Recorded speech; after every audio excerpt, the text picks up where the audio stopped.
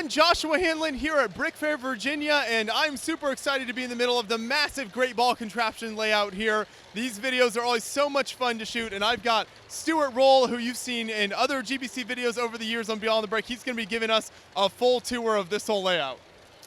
Yeah, people always ask us, how do you do this? And apparently, I'm going to take a line from Kevin Dark's module over there. It's 98% Lego and 2% magic.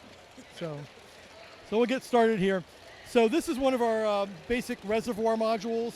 That's kind of a utility module, but they're incredibly useful because they can hold a lot of balls. If we have to turn it off even temporarily, balls can kind of collect here and it won't hurt anything, the rest of the system. They won't get over full. So sometimes you build modules because they look cool, and sometimes you build modules because they're useful. This is actually, you might recognize this a little bit. It looks a little bit like Tom's perpetual prototype.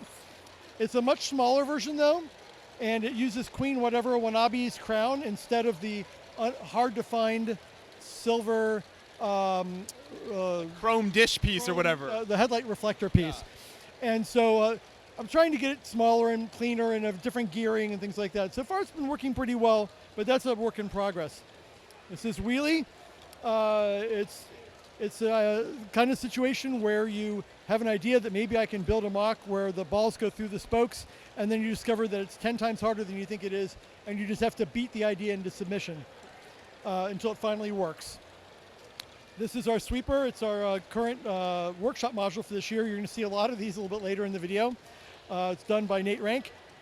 Great module, works at various speeds, passes 1 or 2 balls at a time, doesn't jam up. Just a great design, and we're really happy to have that this year. It's been a great help. This is a new module I did this year called the Cube. It does have a little bit of a Borg look to it because it's got colored lights that changing are on it. It also has a UV charger because at night when there's no public here, we do a World of Lights competition where we turn off all the lights in the building and people have lighted mocks. Well, here we not only have lighted modules like this, but we also use UV chargers to charge the balls, and we use UV sensitive glow in the dark balls. And so you would see bright green balls coming out of this and going around while the colors are changing on the cube itself. It's been an interesting experiment trying to do this, but really happy with how it turned out. This is a modification of somebody else's version of Tom's perpetual prototype. It's the same length, but it uses the reflector dish, as you can see, but it has some issues. You can't run it very fast because there's not enough room for the balls to travel from here to here. If you go too fast, there's not enough time for them to roll. And there's about twice as many gears as you really need, so it's trying to simplify it over time. There's another sweeper that you'll see again and again. Good old Akiyuki catch and release module. I built this thing, I don't know, 5-7 years ago, whatever, by reverse engineering the video I saw on YouTube. I couldn't even see the back of it, didn't know how it hooked all together, but I figured out how it worked, and it's embarrassing, but people still think that's the best module on the table. And I have to say, yeah, but it's not my design. Another reservoir module, another sweeper. This is some variations on sweepers, using banana gears in the first one, using a worm gear right in the middle of a double-sided sweeper, circular sweeper. We have a double helix. This is very similar. There's a lot of different variations on this. I think maybe one of the first larger scale ones was done by Akiyuki, but then many other versions have been done since then. They're fun to watch. They work. They generally use some kind of thing, either inverted arches underneath to make the U-shaped trough, or in this case it looks like it's plates. It's arches with plates on top of them, upside down. There we go. Another finger sweeper. This uses a splat gear to move the balls, but it's coral.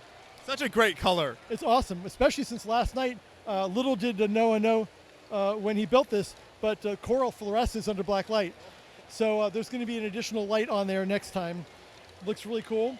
This is a version of standard stepper, but at the end it's got a curved top, so some of the balls go to each side and it becomes a splitter module yet another one of those useful, handy-to-have modules you have around. This is a stepper, a standard stepper that's been around for a long time. The stepper itself provides the agitation down in the base. It's a sawtooth kind of action. Another finger sweeper. And then here now we get to our first chain lift using the wide or large Technic treads, in this case on a small sprocket. And the fingers that are used to pull the balls up, we've kind of switched over time from using the 3 long barrel connector, axle pin barrel connectors, because they tend to either go too far in or too far out and get caught on things. Whereas these are actually the spy glasses or peg legs that you would use on a minifigure in sand green, which is pretty cool. And they hold on very well with clutch power, but if for something were to jam, they pop right off and don't explode the mechanism. This is another sweeper, this time made with banana gears. This is an Akiyuki module. Spiral lift, I think Model 2, if I'm not mistaken. I'm sure everybody's seen that online. A pusher module, first pusher module of the day. Another finger sweeper, but this time interestingly done with a barrel made out of, directly a barrel made out of the large Technic treads, and again using some of those spy glasses, it looks like. This is a Brick World ball pump. And this is a bypass module because this module never quite worked this year. Chain lift, long ramp. This module has the shroud of shame over it. You know what? There's no shame. There's only try. So what Yoda said, right? Something inspirational about GBC. Do not do. No, you have to try. And we stand on the shoulders of giants, of people who've created things before. And anytime we try to do something new and different, there's a lot of things we have to learn. So moving onwards, this is last year's workshop module here, which is a miniature Carton Lift, compact Carton Lift as we call it, which was done by Laurie George. This is a very unusual module. You've seen it in a couple previous years here at BrickFair Virginia. This is a Lego GBC module that has no motor. It's entirely driven by Lego weights, as you can see here, just the same way a grandfather clock is done.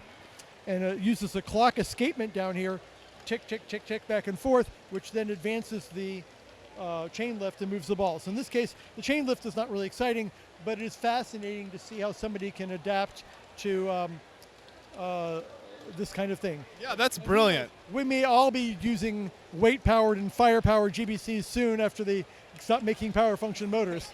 So another finger sweeper, some rather small modules. This is, I believe, one of your typical attempts to make the world's smallest module, which is only as big as the input area, but using a single piston. Another workshop module for this year, workshop module from the last workshop module.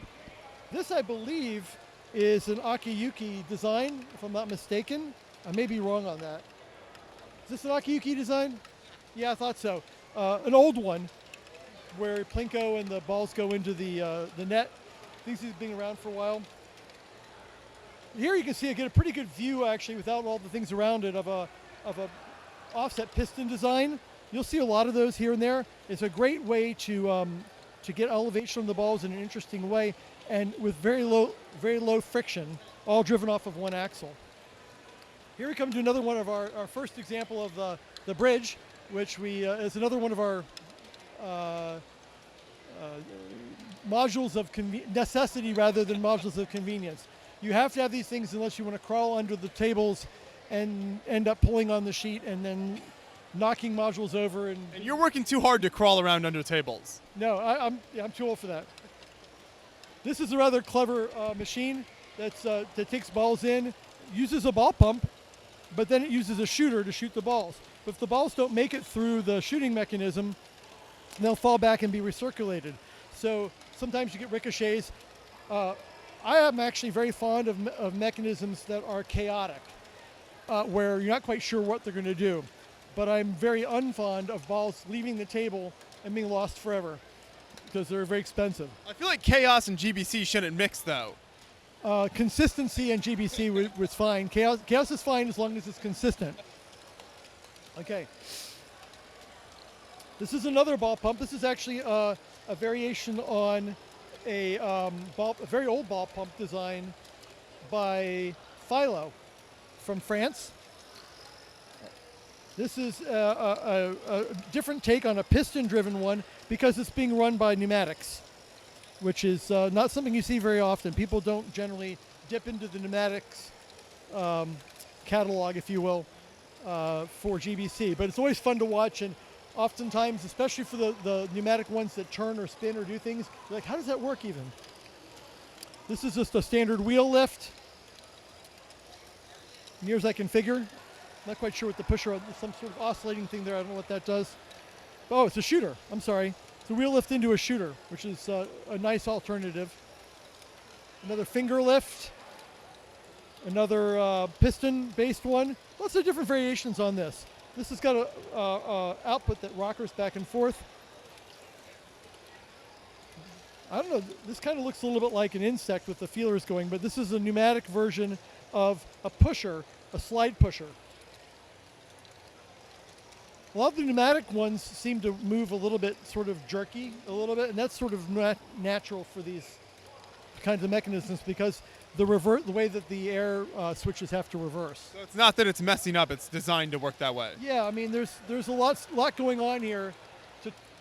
Part of GBC is doing something fairly simple in a ridiculously and unnecessarily complex way, and so pneumatics are a great way to go for that. It's also surprisingly very reliable. Okay, this is another sweeper with multiple fingers, but it's got some chain drive on the back, and looks like it's got a restrictor on the end to keep the balls from coming out too fast. This is another shooter. Again, love to see shooters, but ones that are controlled, and not ones that are like flying off the table. Another ball pump.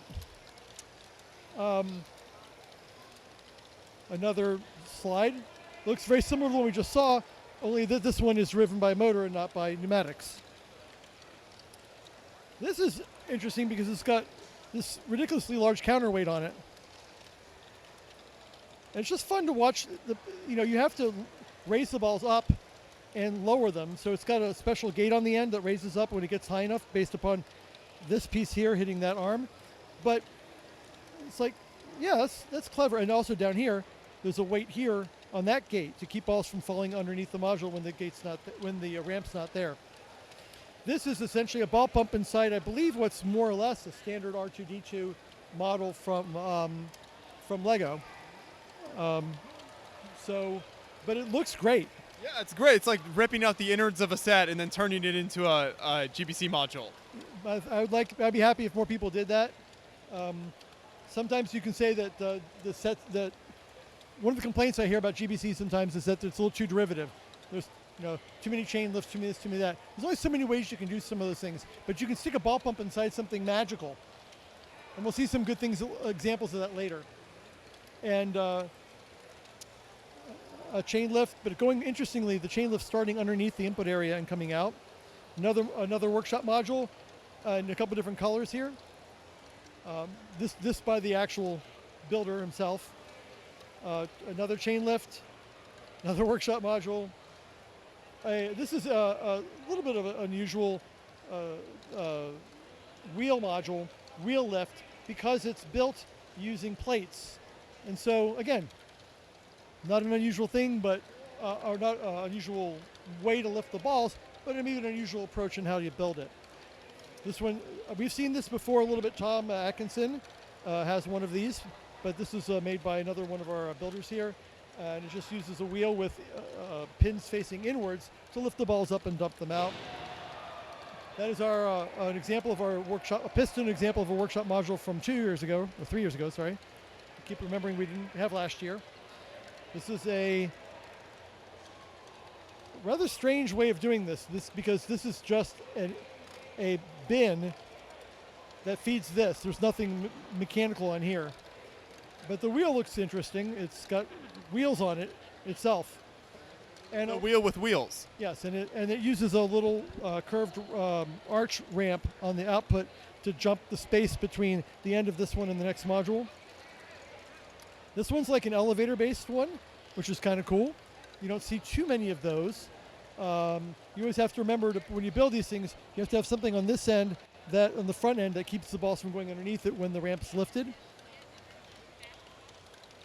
And it's interesting how they use these wheels to make rails as well, using the old the old 4.5 volt train rails as guideposts on there. Another wheel module, this time a little more familiar using the regular Technic pieces.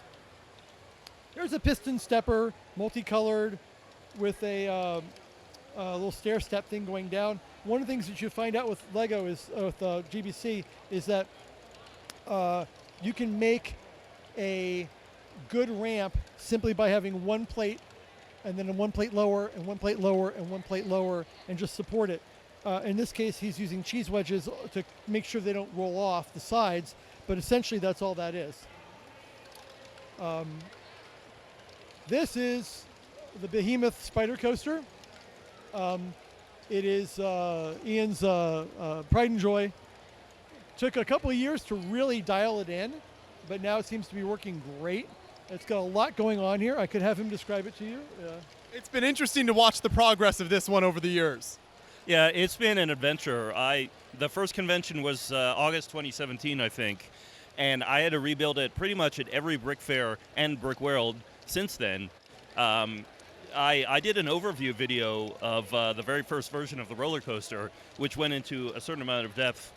And I'll have to say, in Chicago 2019, I talked a bit about all the upgrades that I had done. And I want to compliment John's camera work, because when I was setting up the roller coaster this time, there was a part that didn't align quite right, and I couldn't figure out how to get it to align. So I went back and I watched the Chicago 2019 video. Everybody should watch Beyond the Brick videos to learn how to build. Yes. Yes. Oh, that's the wisest thing you've ever said, Stuart. But also shout out to John, our cameraman, who does spectacular work. Excellent, yes. Exactly. Checks in the mail. So John did a very good job of covering the roller coaster, so I was able to see exactly the component that needed to be lined up. And now it's working. So it worked pretty well. So has the coaster been running smoothly for you at the show? For the most part, it has. There are a couple kinks, like the Power Functions battery box has an automatic shutoff after 2 hours, which means it's easy to forget. After 2 hours elapses, you might walk away and say, oh, I forgot the battery box turned off. You know, it might jam or something. But as long as you have that in mind, it works pretty well. And it's doing pretty well. It's just about at the top now, so you can watch it load up balls. It'll count up to 20 balls, and then you can watch it go down the track. There it goes. Yeah, so let's see. We've got little Emmett up the top that he sort of waves signals when the balls switch between going on the bypass bridge over top versus actually being loaded into the roller coaster. So I think there's some coming up here. Good. Do we have a supply of balls ready to go? So now instead of going over to the blue slide area, they're going into the coaster. Exactly. This is a double-decker bridge, and this is one of the things I re-engineered because I wanted to get it, you know, where you didn't have to sort of bend and pry the Lego beams into position. But this is 2 layers, and the top layer is the bypass, and the bottom layer loads up the roller coaster. And the NXT displays the counter, and it just filled up, so it's just going to close the hatch, get the ramp into position. The roller coaster is ready to go, and then when everything is set, it'll lower the latch up in front and release the roller coaster car. So it looks like it's going to do that just in a... Yep, it's moving now. So here it goes. We added some new train wheels, so it's a little zippier than it was before. There we go. And then it unloads right here. Exactly. It's got a little tipper mechanism, and it dumps the balls right out into the ramp, and they're on to the next module. Well, thank you. I'm glad you're continuing to bring it out to shows. There's a couple other things I'd like to bring out about this. One is that he uses a counter at the top of his lift to count the balls, so he knows how many balls have gone into the bucket at the top in the train cart, and then knows when to switch to signal that the cart should release, but also when to switch to bypass.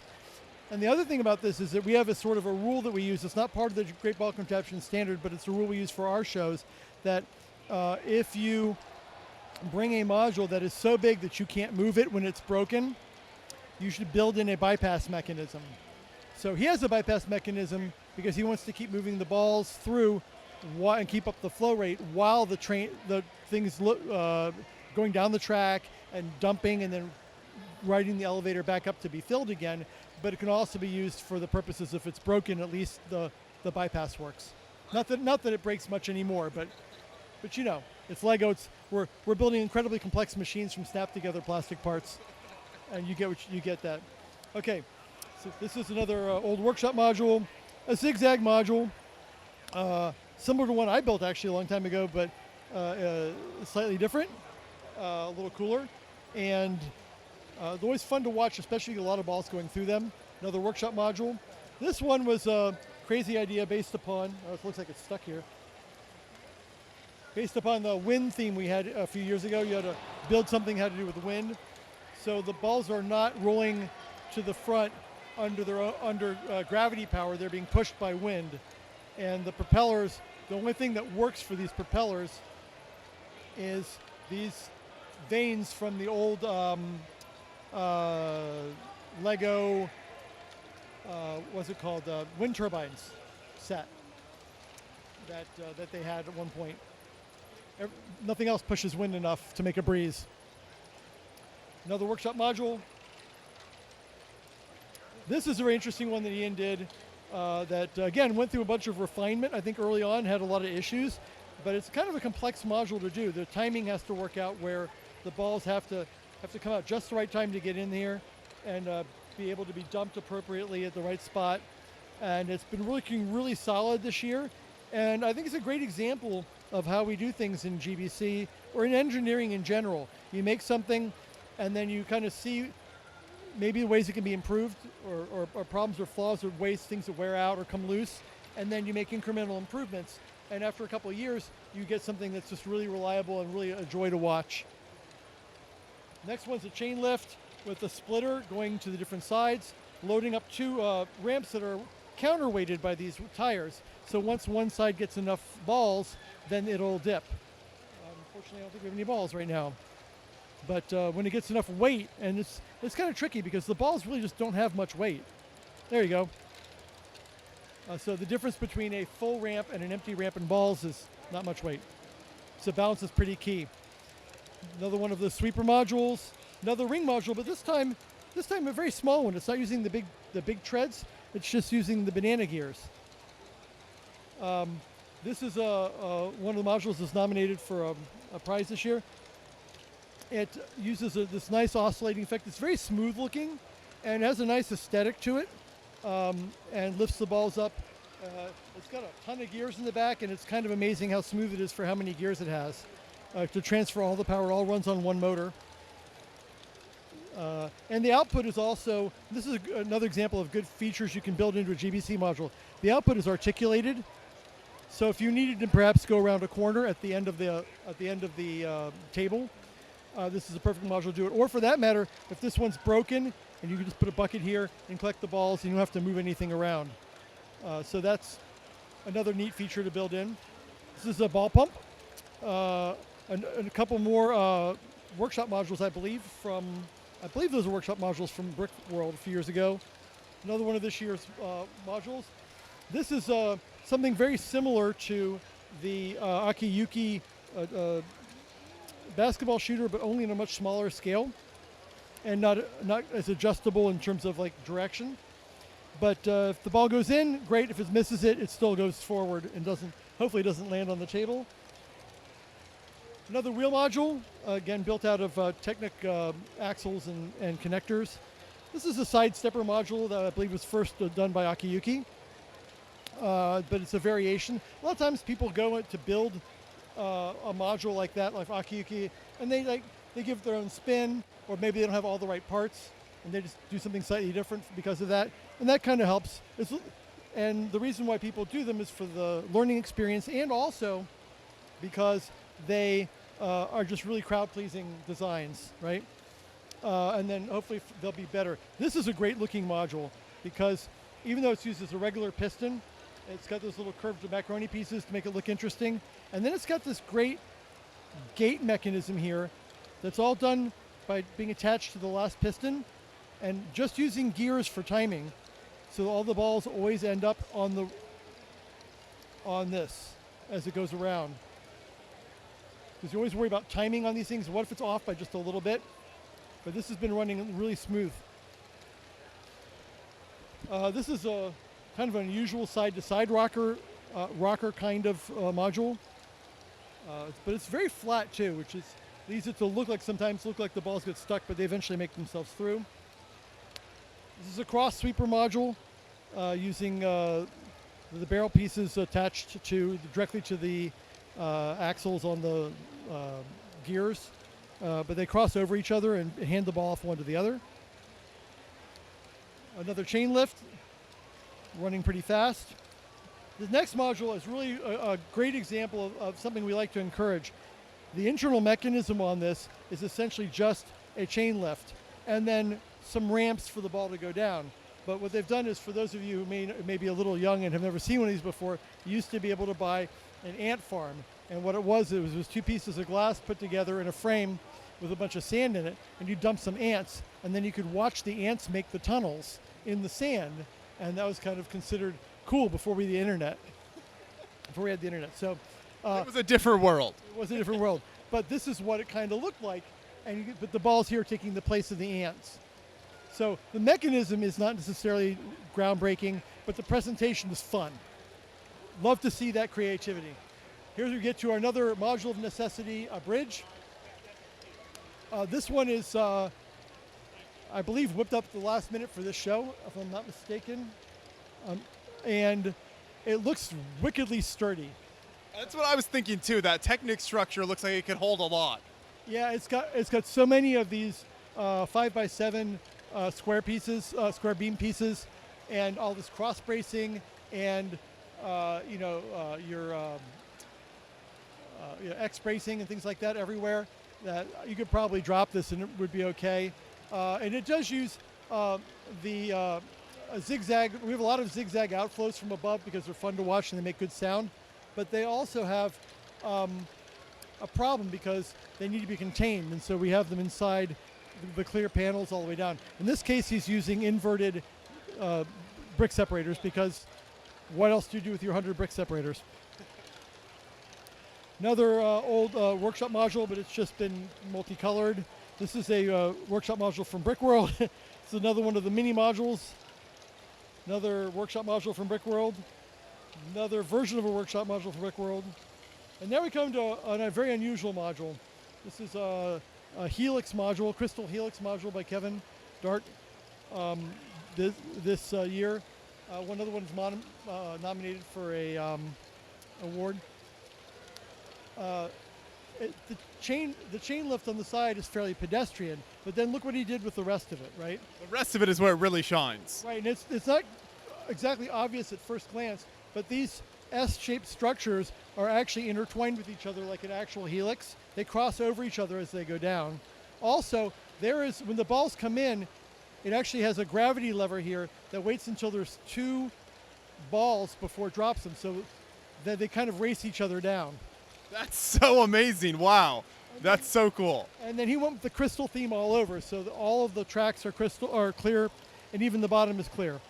And maybe I hope he brings it back next year. Maybe he'll light it from below, and that'll be even cooler. The crazy thing about this, it uses those ball joints to get all of that curvature, which just for getting GBC isn't even an easy thing to do with Lego. Yeah. But then getting the balls to run through it is just amazing. And it's also, you have to think about it. It's actually, switching off sides too, because you have to inside curves and outside curves. So it's a very, very smart idea. It looks great. It's all driven off of, the spinning mechanism is one motor, and the load is another motor, but kudos to him. This is another very interesting module. It's a pinball machine that you can actually play, as you see here. While it doesn't have sort of the full action that you would get on a real pinball machine, It's got a couple neat little bumpers and a spinny thing on there, and it's got working flippers. The cool part about this module is that no balls don't come in here generally while you're playing your ball. It's only when the ball comes out that it then triggers the ball to come in. And so the ball comes down to the bottom, triggers a lever which releases a new ball to play with, and while this is full with another ball, the balls go up and go into a bypass. So it's not blocking the loop from getting traffic with the balls. So that's great, because then it allows you to play with just one ball at a time, basically. Yes. Now there may be occasionally two or whatever, but it's a neat mechanism, and just the way the levers and the gears and the universal joints are being used to make that happen was quite nice. I imagine this has to be extremely durable, because there's just random people from the public coming up and playing. You always have to consider that, yes, obviously. But I've seen pinball machines done where they've used a significant amount of mine storms and things like that. But in this case, it's all pretty much straightforward, regular Lego, including Lego rubber bands on the flippers. So moving on, another workshop module, a modified workshop module from Rendering Snail World here. But this is an old Brick World module that's been blinged up to look like snails. A variety of things with snails on them that are, again, other workshop modules. Brick World, BrickFair from a couple years ago. This one's been changed to make it look a little bit like a castle. This is another Brick World ball pump. Another of this year's modules, again with snails on it. You can tell what Casey's really into. Another Brick World module, another Brick World module. These are the stackable Brick World modules. I'm sure you've seen these. I'm not going to spend time talking about these too much. And those of you who've been playing the module drinking game are at the hospital now. This is, I believe, just a plain old ball pump, but they turned it into they just added a little something to make it pretty with the castle. Gotta like that. Gotta respect that. Another sweeper. I believe this is a standard designed by somebody. I don't remember who. Another Brick World module. Another Brick World module, just with a taller tower. Very standard chain lift. Again, using those telescope pieces people seem to be switching to all over the place. Another miniature Carton Lift, or another. Oh, we saw one of these before earlier. I wonder if that's a standard module as well. This is another kind of banana gear module that actually looks almost like it's pneumatic because it's got a little bit of a hitch to it, but it's just going on the arms going in a reciprocal motion, and that's causing it to pull down. And when it pulls down to get the balls, it pushes this up, and when it comes up there, it releases that. And the banana gears themselves are holding the balls in. It's the jerkiness of the motion is actually because of the angle at which the arm has to push on it to kind of get the leverage to overcome the gravity resistance to get going.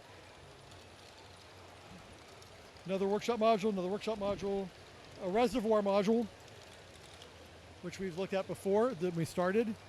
Another workshop module. This is another clever module that got the sort of the drop-in and tilt maze kind of thing. It's got a seemingly random action, but it's not random. It's, of course, a standard chain lift to get the balls in there, but now the balls kind of work the way out, and I guess you can kind of watch and see, will balls make it to the very end or not before falling in? But eventually they all fall in, and they all come out in the right spot. I feel like this fits your mold of like predictable chaos very nicely. Yes, controlled chaos. Yeah. The balls are very expensive, and uncontrolled chaos means balls flying across the convention floor and being lost forever.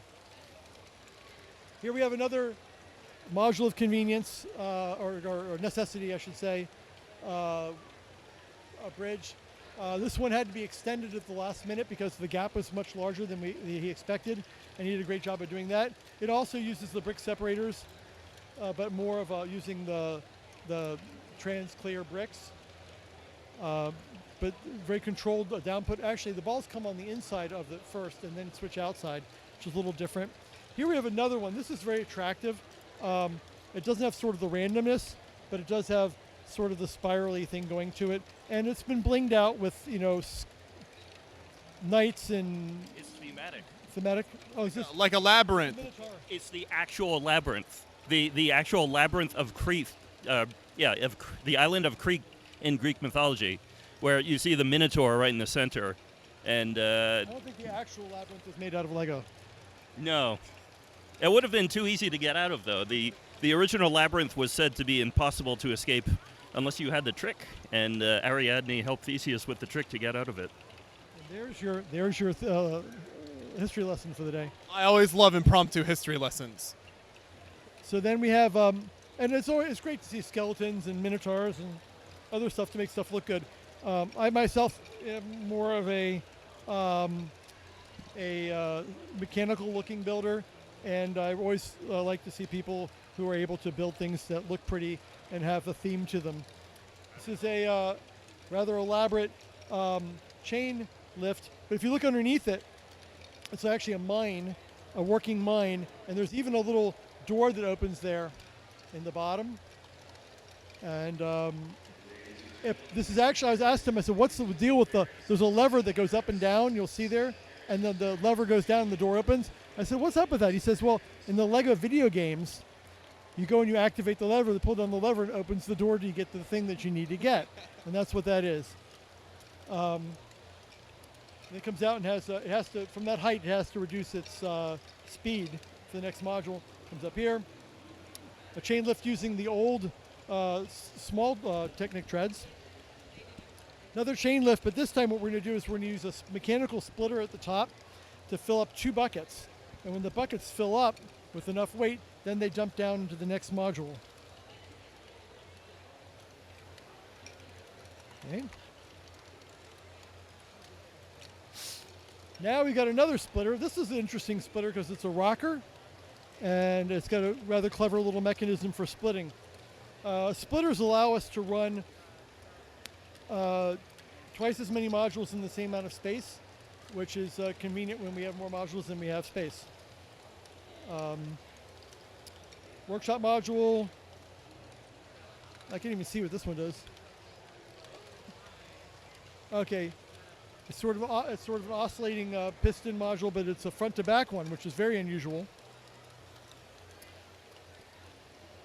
Small pistons, which is actually very helpful because if you have the big fat pistons pushing against each other, you can get a lot of friction issues, which can cause things to explode.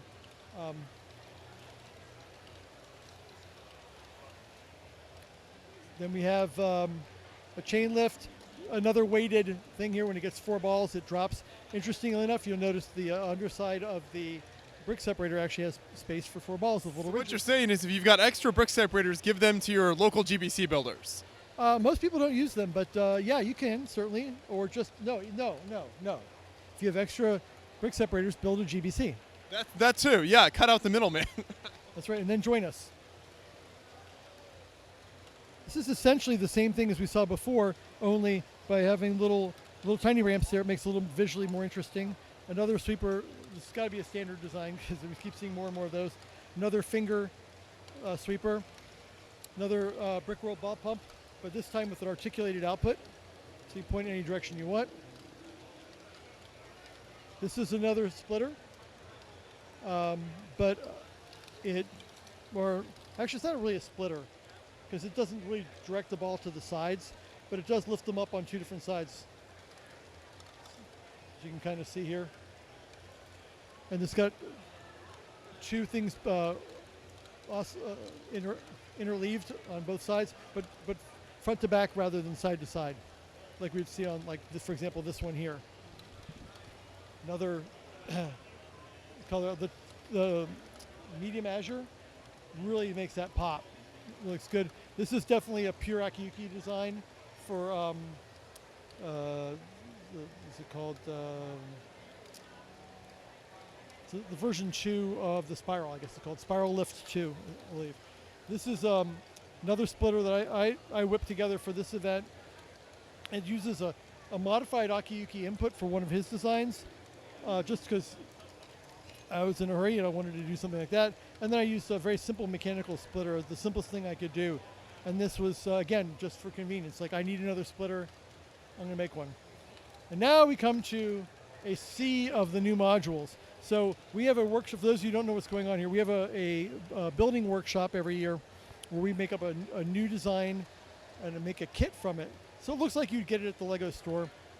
It's got parts, it's got a glossy instructions in it, it's got a motor, and then we have a workshop where we help people build it. And the goal is to get people to try building GBC that might never build GBC on their own. Remove that barrier kind of, because I think it's a scary thing for a lot of people with all the movement going on. It is. And so when they're done, they all look the same. And so we say, once you add a little bling to it, we give them a few extra pins to make studs on them. Say, add some bling to it to customize it so that we know it's yours or it looks different, and then bring it over here. And then by using the splitter now, we can have many of them in a very good-looking line. Before we used to do serpentine back and forth like S-shaped, but it was hard to do with some of the modules. Some of them don't take balls from the side very well. And this makes it really look better and allows us to get more into less space. And eventually they come together at a point where they join in with other ones. We've even got one that's got a dinosaur guarding the output. Very scary. So very happy with how people chose to customize them, because that shows their creative side. So somebody who may be elsewhere in the convention who made an elaborate castle or something like that, they get to show off their creative side on this, even though it's a kit, essentially. Here we've got a chain lift design, but a chain that's very unusual with a square wheel and the 2x4 L beams, lift arms. This is your binomial distribution, just showing how the balls randomly will tend to go in the middle and more in the middle and less on the ends. So you get a bell curve. It does count the number of balls through and eventually knows that it needs to then release them onto the next module. But it's a great demonstration of sort of the physics and the math that go into that. It also has a little mechanical numbering thing on the top. Because the balls all come out at once, if they were to immediately go on to the next module, it would flood the next module, which would be outside the standard. So he's got his own separate output to feed the next module at a better speed. This is, again, another very weird chain link. It's not made out of normal Technic treads. It's made out of a bunch of Technic parts in a way that you just don't normally see. And the sprockets are not Technic sprockets. They're actually the Y-shaped connectors that go on the axles with barrels on the end to stick out. So the ones that we saw earlier that were flat on the rail spinning around and interleaving to lift the balls, the same technique is being used here to turn this chain, this complicated chain. It's also got a nice color scheme. Here the balls come down. They end up somehow into either left or right side, and then come up in parallel tracks using the small Technic treads. When they get to the top, they actually generally get stuck here until the next ball pushes them out. This is one of the side effects of being a GBCer, is people will go, look, the ball's stuck, look, the ball's stuck. You're like, no, don't wait, just wait till the next ball comes up, it'll push it right along. Here's another example of what you were talking about with just that plate technique of just lowering it one plate at a time. Yeah, you can make that as infinitely large as you want, as long as you have the height, and it just goes tick, tick, tick, tick, tick, tick, tick, tick all the way down, and it's really kind of pleasing to watch. I guess opinions would be divided whether it looks better in the rainbow colors or not, but this next one, this is an interesting lift mechanism. It's got these rack and pinion racks here, I guess it is, and the gears are up top here pushing it up and down, or guiding it, I guess, off of this one motor.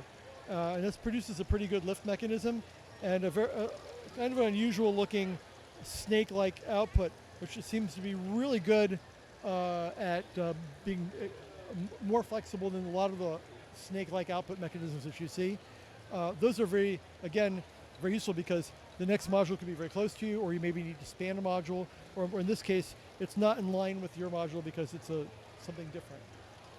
Here we come to the famous Ian Monorail Would Ian like to describe his monorail? Well, the monorail has been around for a number of years, and it seems to be running pretty well right now. I was always a fan of the Futuron monorail set, and I'm a fan of GBC, so I thought, why not combine them? It's a lot of fun. The hopper design on the back car of the train is adapted from a design by Steve Hassenplug, which is used to dump out trains on the regular train track, but it's a good concept, so it was easy to adapt it to the monorail. And then just the other stuff has evolved over years. It was originally just one single track running back and forth, and then it had stations. And now with the coordination between RCXs, it has the ability to run multiple trains on one track, and they all are coordinated between the different stations. So it's pretty cool. It's a lot of fun, and it's always a crowd pleaser. Yeah, there's what, 4 different stations here running? At 5 different stations. Okay. Yeah. And Grayson, he's over there, but he's been a big help sort of tending to balls that run loose, letting me know if one of the stations goes offline or if there's any other problems, like sometimes a sensor will fall off and the trains will get backed up. So shout out to him for his help. Glad it's running pretty smoothly. Thank you. Yeah. This is also an example of how, this is what, 20-year-old Mindstorms technology or something like that? Yes, this is first generation Mindstorms, the original RCX. This would have been possible with any generation of Mindstorms. It's just I have a soft spot for the first generation since that's the one that I started with. I also have a soft spot for the monorail since I never had it when I was a kid. So when I grew up and had disposable income, guess what I decided to buy? Right, and so same thing with me. I had I started with the NXTs, and so I kind of stuck with them even when the EV3s came out. It's my jam. All right, so moving onward, we see that it dumps into the Carton Lift, another sweeper. This is an interesting way of blinging out the sweeper. He's actually hanging it from Lego string so it floats like a hovercraft. It does mean it's not in compliance with the standard, but Thomas is kind of famous for that, so we just kind of ran with it. But I love what people can do. I mean, look at what somebody did with a very simple module and this whole Star Wars vignette, if you will. A little zigzag of some more modules.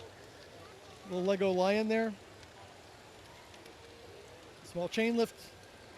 Sometimes it's really nice to be able to use some of these Technic panels to extend out modules. If they have enough height on them, you really cover a lot of ground if you need, because there might have been a module here that was earlier that might have broken or but had to be removed.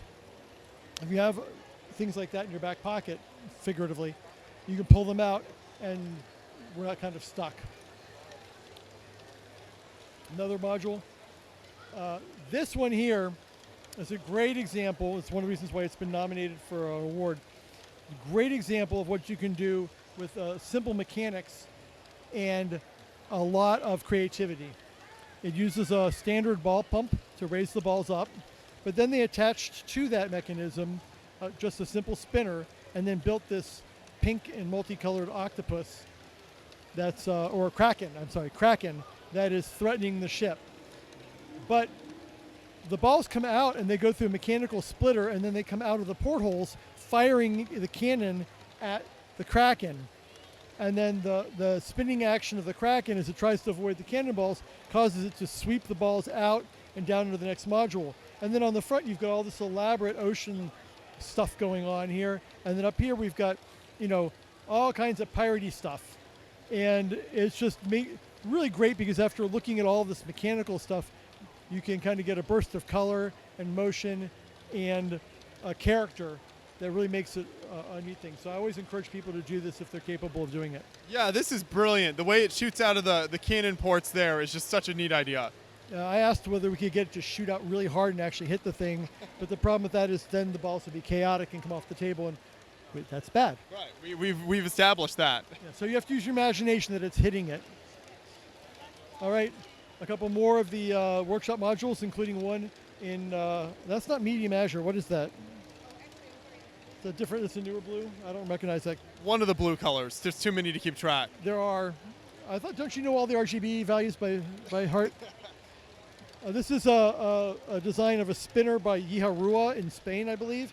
It's been modified slightly, adding tiles instead of inverted plates and a few other things, but the basic mechanism is the same. It's a single it's an axle driving a worm gear, driving one 40-tooth gear, which turns the whole mechanism. And then it does a great job of lifting the balls. It can also run, it runs at a relatively fast speed. You could, if you're running at full speed and you pour a bucket of balls in there, it's almost shooting them out. More brick world ball pumps with different heights. This is a fun one. It's an example of how you can kind of vary things up a little bit. This is some rather standard mechanisms, if you will, of a chain lift, and but then followed by a zigzag drop down like we saw in some of our bridges. But then the balls are routed over to a pusher mechanism, which it starts with a stepper, piston stepper, then it goes into the chain lift, then it goes into the zigzag down, then it goes to a pusher mechanism. Now, you can make that all one module for each one of those functions, or you can make a sort of a self-contained module that has multiple functions. And in this case, he did that, but he also stuck to the standard. There's a standard input and a standard output, so he can qualify as one module and interoperate with everybody else. I love the color scheme on this too. It has that like Arctic theme feel to it. Yes, it does, and there's some very nice like touches. The mesh on top and these curved pieces there, the ridges, really are not like what you normally see on an industrial structure, but they work. I also want to know where he got his orange barrel pin connectors. Then we have a standard sawtooth sawtooth module. We've seen one of those before. The sawtooth itself provides the agitation. It's supposed to drop down. I think it's because that's being hit by that. That's better, yeah. And those are very reliable and fun to watch. Then we come to the train. So this is an NXT train that uses an NXT in the train itself and one in the base. Well, it tipped over there, but nothing came out. Batteries are low. Ah. Why don't you give it a little help? I think I got overloaded too. Okay. So anyway, the train itself uses a color sensor on the back to know when to slow down. It sees the paddles to know when to slow down and when to stop. It uses some adaptive you can cut it on a bad day, I guess. Some adaptive algorithms to adjust for the battery wearing down, although apparently not enough. Have to replace those. And then it communicates using signals with the base station. So there's no Bluetooth connections or anything like that. It's just like flashing signals at each other and such. The output doesn't fit the standard for GBC, so it needed its own sort of output station, which uses a piston to move it up to the next module. This is a different kind of stepper module that uses a different kind of agitator. Instead of something that spins, it's actually flicking the bottom of the input area to make sure that the balls don't get stuck and form a lattice and don't move forward. This is my waterfall bucket, if you will, that's been around for quite a while. It's a little bit finicky sometimes, but it's still really fun to watch and a crowd pleaser. It collects approximately 30 balls and then tips over by its own weight, just like a water bucket at a water park, except for it's much harder to get it to do it with Lego balls. And so sometimes it doesn't tip and you maybe have to give it a little help, or tips only halfway or something, but we'll see if it does it this time. I tell people to count how many balls, tell the kids to count how many balls it takes to make it flip. Oh look, it worked fine just. Yeah, perfect. Yeah, it was on camera too, amazing. And then this is definitely an example of the necessity. I did my own show where I was not the only exhibitor, but I didn't have any of the normal people that were coming to it. And I realized about 3 weeks before the show I did not have a bridge at all. Yeah, no way to get out. And I didn't want to crawl underneath. So I built this because of that. It's gone through some revisions, the earlier version literally dropped the ball from here to here into a catcher, a very small catcher, because I like chancy, chaotic stuff. But after losing a bunch of balls and having the thing literally shake apart from being hit by little tiny plastic balls for too long, I switched to a zigzag thing. I think that brings us back to where we started here after this incredible journey around the whole layout. It feels like days. Well, you guys work very hard here. Yes, we do. Actually, on the whole, I think it's been a pretty good. I think we have our few modules that have been not uncooperative, and some that have just had to be backed off. We have a lot of extra modules to put in their place, though, so we've kept the thing going. And a lot of helpers. This year we have approximately 22, 23 registered exhibitors who registered GBC mocks. And then we had all those other people who brought the workshop modules that they made. So a lot of contributors, a lot of people working inside here helping to keep everything running. It would not happen without that at all. And so this is very much a massive collaborative effort, requires some amount of planning and a lot of work once we get here. But we love how the kids and the adults even really appreciate it, and that's kind of what it's all about, pleasing the crowd. Yeah. You know. Have you done an official count of the modules yet? I counted them last night, and it's changed a little bit. It was a little over 200, so you know, I don't have an actual count right now. I'll probably do what everybody else does, and I'll look at the video on Beyond the Brick, the Beyond the Brick YouTube channel, and go through and count them. Your trick for doing that, by the way, is do you have a module bucket? No.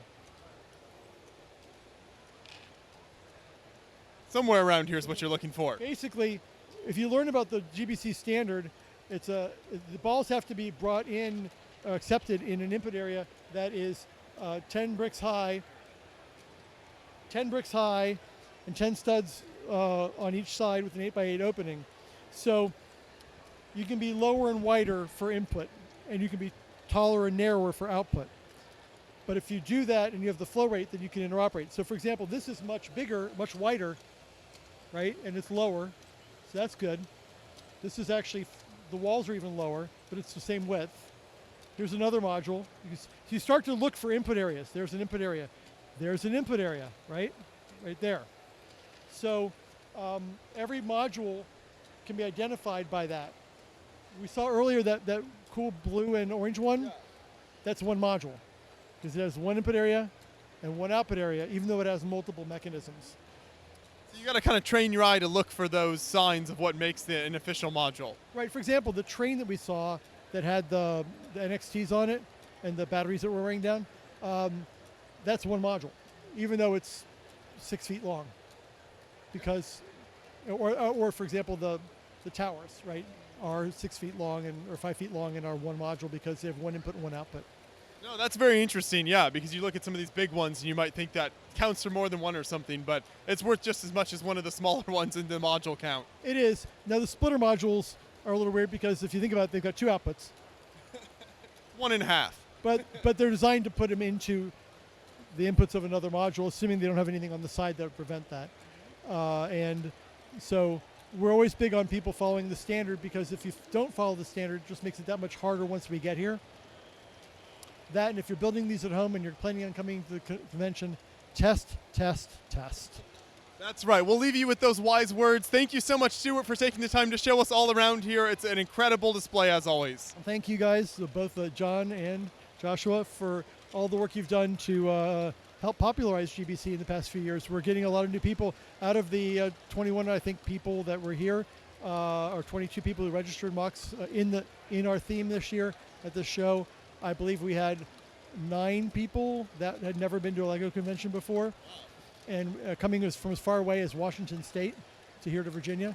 And we also had quite a few teenagers and kids all the way down to age 10 who have built modules. And so you guys have helped us out a lot. We're happy to do that. That's what we want, so we're glad everyone out there enjoys watching these videos. We love doing them. Keep up the good work. Sure. And if you're ever interested in this, you can go online and Google, after you've looked at all the Beyond the Brick videos, you can Google search for GBC standard, to learn about it, and also GBC videos and instructions to get started. We always encourage people to build their own, but if you want to just get started by building somebody else's small design, it's a great way to learn how they work and have fun with it. It's a lot of fun, very challenging sometimes, but a lot of fun. Sounds good. Thank you. Thank you.